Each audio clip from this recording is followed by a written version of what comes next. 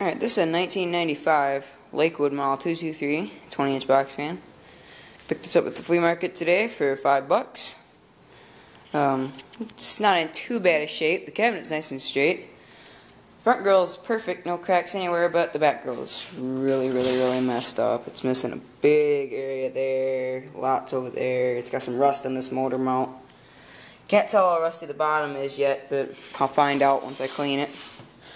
I'm probably going to keep this one as one of my garage fans I use, because I have a Hayer brand box fan that has a Macmillan motor and a 3rd gen Lakewood blade from 2004.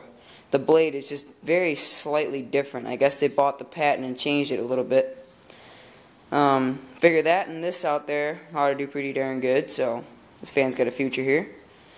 I already got 2 good condition 223s that have good grills and run perfect and no rust, so this one's just going to be my little beater. And I got a rusty 200i that I might use out there too.